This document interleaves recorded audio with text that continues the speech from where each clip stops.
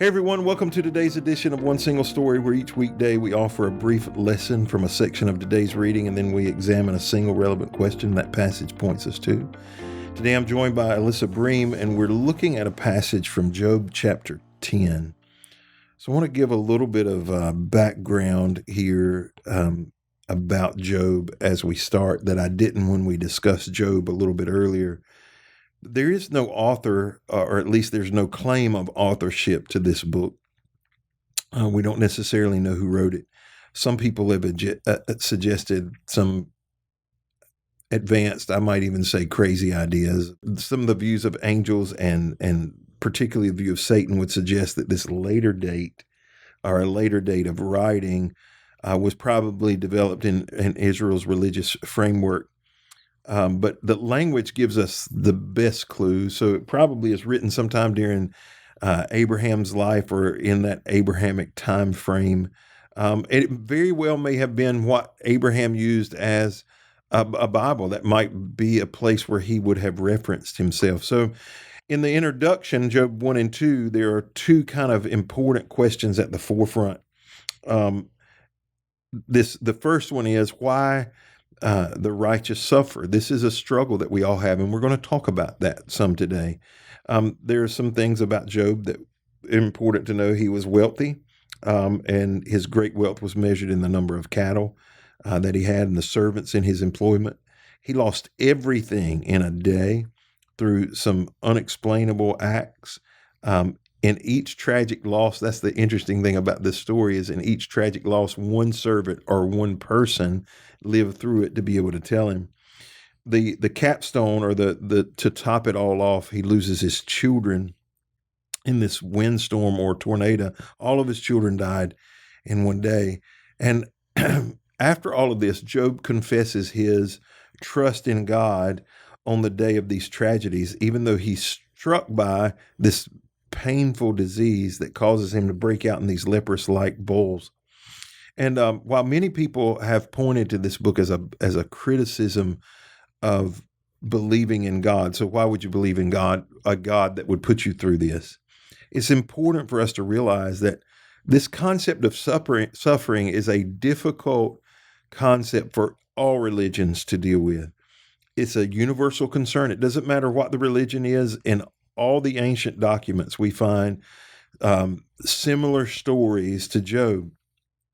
But we have to be careful that we don't assume that Job was just a rewrite or taken from some other story, because we believe that this is divine or inspired scripture. The second question that Job brings to our attention is, can anyone serve God without a promise of a reward? So we're given this inside look that Job did not have privy to, that we understand that Satan and God are having this conversation, and we get this explanation about why he's put through testing. And because we have this fact, it's tough for us to relate to this story, because that becomes this struggle for us. Well, if I knew, I would. And we're going to kind of dive into that today a little bit. But what should make the story so powerful to us is we can relate to, as a believer, God's hiddenness. Sometimes we struggle to understand why we go through certain seasons of sorrow or loss or testing. And sometimes it feels like God has hidden himself. This is what we connect with. And so this conversation between God and Satan is a little bit frustrating. It may be off-putting to us, because it's almost like this wager between the two of them, where God says, I bet you can't make Job sin. And Satan's like, well, I bet you don't have anybody that won't. And so a major thing for us to watch through as we read through Job is how often Job wishes he had an audience with God. He wants to put God on trial, ask God questions. He's frustrated. And so this is kind of the context of chapter 10 where we're at. Verse 1, he says, I hate my life. Verses 10 through 13, he says, why did you even let me be born? It would have been better if I had been a stillborn baby.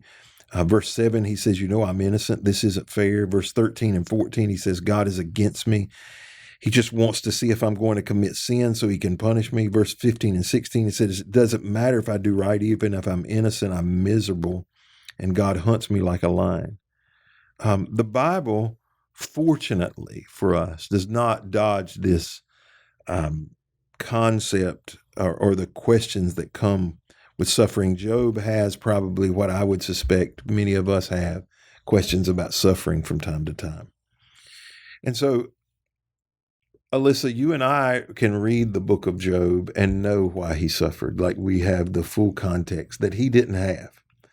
We are more often in his boat than we are in the boat of being able to see the whole picture. So the question I kind of want to start out with today is, does it make suffering easier if you know why you are enduring it? I think on a surface level, we think it would be easier if we could know the why. But when one of my kids was younger and they would ask a why question, and trying to be a good millennial parent, I would answer it, even if it was a frustrating, like, oh my goodness, this is so obvious. Like, why do we wash our hands? Like, things like, why do we eat food? Like, but then it would never end. It would be, well, then why is this? Why is this? Why is this? And I feel like if we started to get those why questions answered from God, it would only lead to more questions. Right. It would only lead to needing to know the bigger and bigger picture. And we're never going to know that picture. And so that is, I think, the trap we can fall into if we start to try to figure out, well, did I do this to cause this? And sometimes that's good, but other times we get stuck in there, and we are trying to understand all of these causations where there's a much bigger picture in our life and the people around us that are acting in these ways. Yeah, I think sometimes when we why typically leads to another question. Almost always. I think we have been in those, you probably have been in those situations, even as an adult, where, okay, you ask a question, you got the answer, but it really wasn't the answer that you wanted.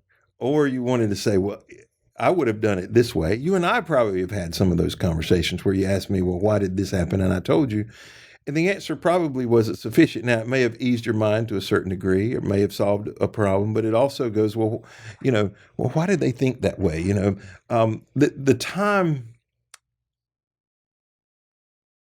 times when I see this most often, that somebody thinks if they know all of the answers, that it's going to solve their problem, is in a marriage relationship where one of them has been unfaithful. And the one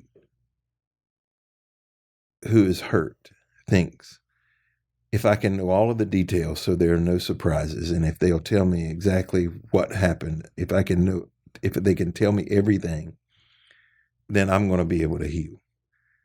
Now, I'm not a psychologist or a psychiatrist, so I don't have all of the scientific data to say whether that is helpful or hurtful. I can only speak from my own personal experience.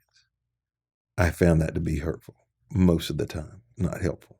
Because the minute that you get this answer, you suddenly have 5 more questions, because like, if I'm thinking in terms of Job, right? If I found out, okay, this was a conversation that happened between Satan and Job, so why is Satan there? Because I have a lot of questions about that, and I won't even involve, right? Right. And I think it would be like, well, why didn't you stick up for me, God? Why? Even when we know this whole backstory of this whole conversation, it really doesn't truly answer the why. Even it doesn't answer the question of losing all this people and all the pain that he caused, because it seems very arbitrary. Mm-hmm. It seems very arbitrary, and I think that's the problem with a lot of suffering that goes on in our life that we don't feel like we caused. It just seems like, man, like, why did that happen to me? Like, other people had good things happen to them. And sometimes it has really nothing to do with you, or even anything that's relative happened in recent time. So, like, I had this, I don't know if it's an epiphany or revelation. I just had never really thought about it, to be honest with you. And I don't recall So I do a short video every day on whatever our reading is. So I don't recall if it was in my short video or if it was in the podcast in the first week of this new reading plan. But all of these babies die after Jesus is born, when they flee to Egypt. Solely because hundreds, maybe even a couple thousand years prior, a prophet said, this is going to happen, right? And there's going to be wailing in the land because, babies are dead. And Matthew even says, this came to pass because to fulfill X prophecy. If I'm a parent, right, if I'm a parent during this time and my child, the king comes, takes my little toddler and kills my child, I want to know the why. Why is this happening to me now? And we try to look around and think, okay, it's because Herod is bad. Culture is bad or time is bad, when in reality, this was God's plan and he set it in motion a long time ago. I just happen to be here present when it's taking place. And that's really frustrating to have to work through, that what I'm dealing with today literally could have been set in motion thousands of years ago. I just happen to be playing in this time frame.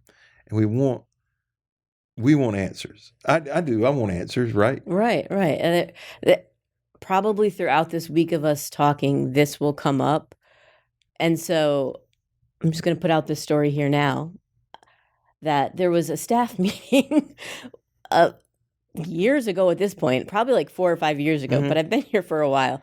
And the idea of mystery came up, and it turned into this big old hullabaloo of, I don't even remember. We were both right. Right. Both people were right. And it wasn't even, it wasn't with me, right. It was with someone else. But it was this idea of mystery. And then anytime the word mystery would get brought up for the next 6 months, everyone would just laugh because we knew it was a joke. It was such tension. And so I think that is the tension, is that we want answers, but there is this mystery and we're never going to fully know the mystery. I think probably going to talk about that later throughout this week, but it really is a tension of, and then even when we talk about Herod, like, that's almost a very Calvinist view of that, like, because God said it. But there'd be another view of, well, God knew it was going to happen because of all those other things. Right. And so he is just knowing right. it, and so there's different ways to view that. And it gets real dicey to, when you're living out that story, to try to weave those things together. And it really has to come down to surrendering to God and just finding the place of peace no matter where you are, because life will always be hard. Sometimes you just have to choose your hard. And Job didn't get to choose this, but he got to choose how he dealt with it. Yeah. I got a friend who takes a cold plunge every morning, and that's it. That's what he says, choose your hard. I haven't chosen that yet. I have attempted not cold plunging, but the cold shower thing, and it's tough. Yeah. Well, a few weeks ago now, so it's been, as we're recording this, it's been in the last 60 days. The gas company that we used got bought out. I didn't realize they had gotten bought out, but they were on a regular refill where they changed so we got moved to another company that they owned, and we got lost in the shuffle. So we ran out of gas, and I found it on a Sunday morning. So I had to take a cold shower on a Sunday morning, and I hated every second of it. I don't know if it did any good to my body as they say it does. I have another friend. The way he does it, he turns the shower on and gets in immediately. He turns it to the normal temp, and he gets in and just lets it warm up. I still ain't there yet. But it is a challenge for us. You talked about your kids earlier. There probably are some times where your kids are put in situations that they would not have chosen, right? The other night they were here for a concert. They probably would not have chosen that. You might not would have even chosen that as you had an option, but we do it for particular reasons, right? And sometimes it's for their benefit. Sometimes it's really not for their benefit. It's just got to be done. It's just the Yep. reality of time. But that's easier for you to handle because in that place you're playing the role of God. It's not as easy for them to handle, and sometimes we have to figure that out.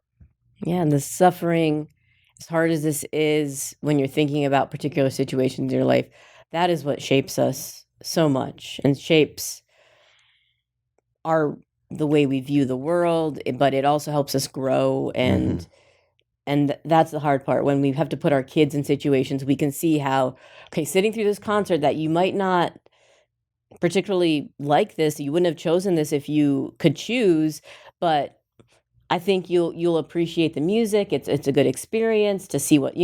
And so I think we grow through these situations even when we wouldn't choose them for ourselves.